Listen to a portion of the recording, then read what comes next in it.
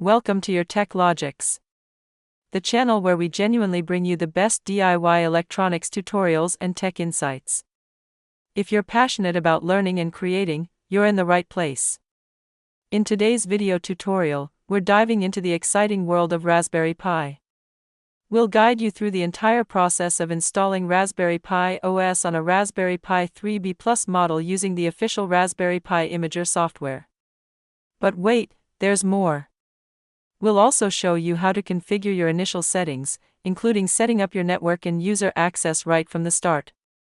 This way, once the OS is installed, you can effortlessly access your Raspberry Pi over SSH.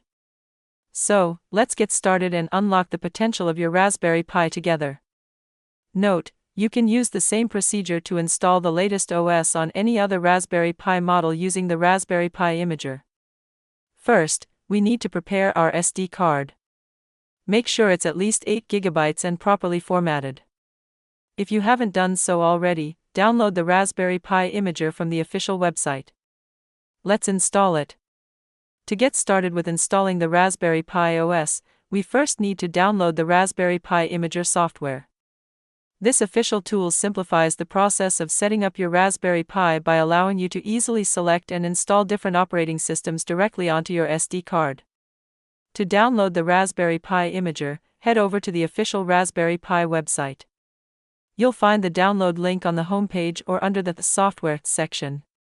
The software is available for Windows, macOS, and Ubuntu, so you can choose the version that fits your operating system.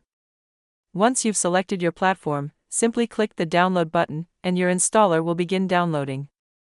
After the download is complete, locate the installer file in your Downloads folder and run it. Follow the on-screen instructions to install the Raspberry Pi Imager on your computer.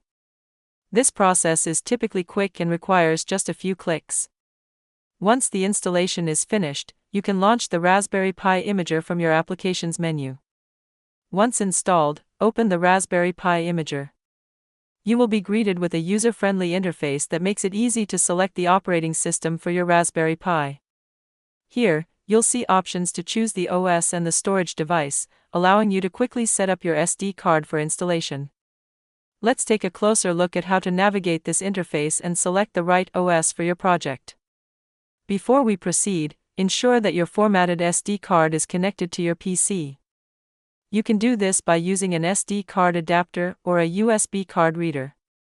Make sure it's securely plugged into an available USB port. It's important that the SD card is properly recognized by your computer, as we'll be selecting it shortly for the OS installation. If you see a prompt notifying you that a new drive has been detected, you're all set. Now it's time to select the device model. In this demo, we will use the Raspberry Pi 3B Plus model, but you can choose the model based on what you have. Next, we'll select the operating system for our Raspberry Pi. Click on the button that says Choose OS. In the options that appear, we'll select Raspberry Pi OS 64-bit, which is the recommended version for most users due to its compatibility and ease of use. While there are other versions available for specific needs, we'll stick with this one for simplicity in our tutorial.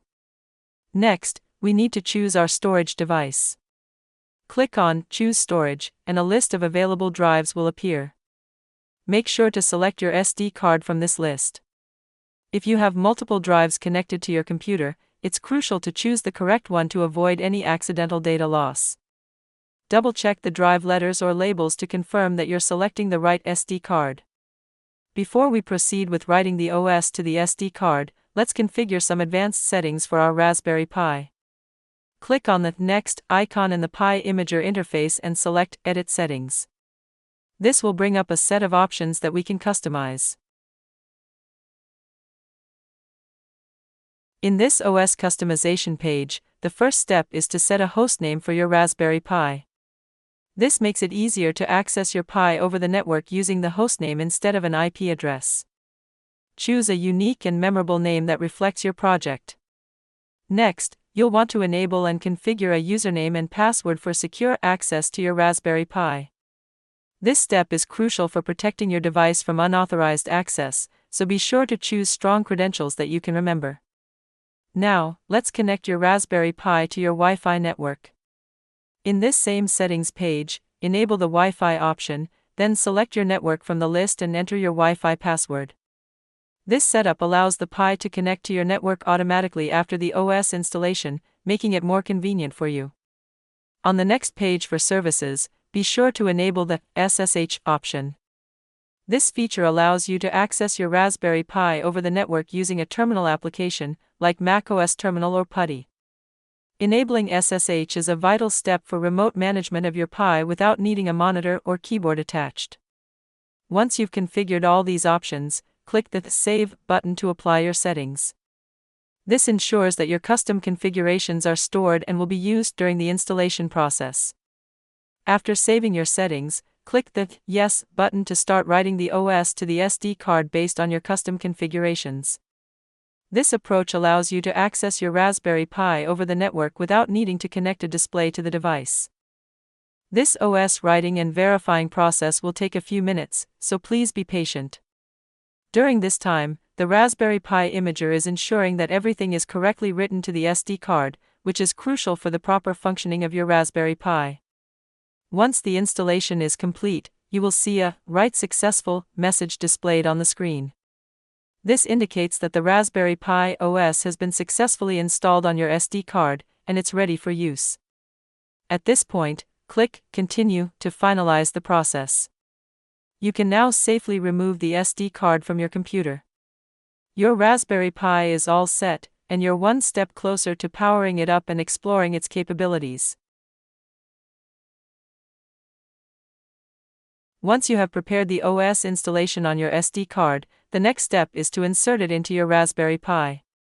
Carefully place the SD card into the designated slot on the device, ensuring that it is securely in place for optimal performance. After you've inserted the SD card, connect the USB power supply to the Raspberry Pi to power it up. As soon as you plug it in, the device will begin to boot up, and you should see the initial startup sequences on your screen or observe the status LEDs lighting up, indicating that your Raspberry Pi is operational. To access your Raspberry Pi on your PC using an SSH terminal, you can use the hostname you set up earlier for easy identification. Alternatively, you can utilize an IP scanner to find the IP address of the Raspberry Pi device connected to your Wi-Fi router, just as we did during the setup process. It's important to ensure that both the Raspberry Pi and your computer are connected to the same network for a successful connection. In this tutorial, we used an advanced IP scanner to detect the IP address of the Raspberry Pi within the network. This tool can help you identify the device quickly. Additionally, you can ping the IP address of the Raspberry Pi to verify that the connection is stable and that it is responding properly on the network. Once you have found the IP address of your Raspberry Pi, you're ready to access it using an SSH terminal. A popular and free software option for this purpose is PuTTY. To get started, you will need to download and install PuTTY from its official website.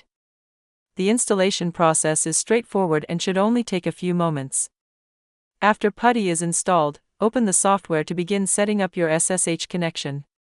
You will see a simple interface with various fields to fill in.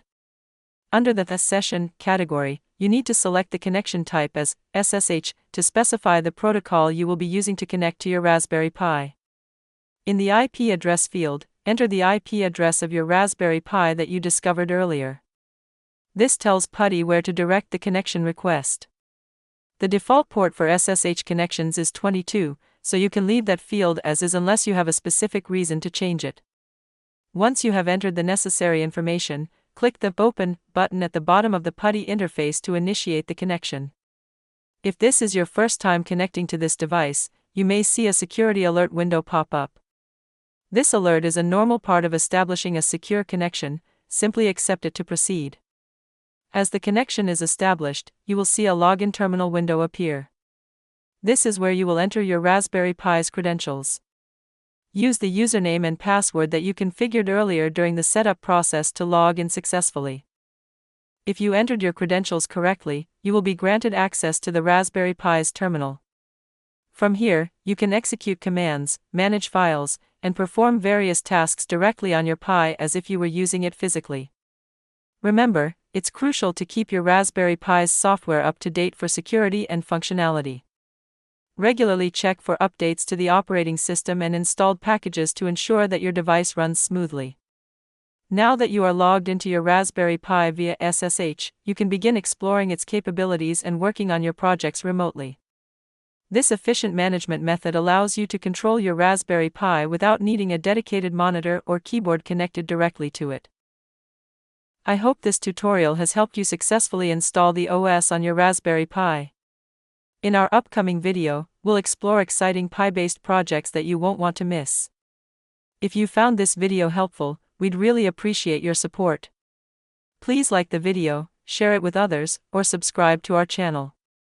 Your engagement not only motivates us but also helps us create more valuable content for you. Thank you for being a part of the TechLogix community.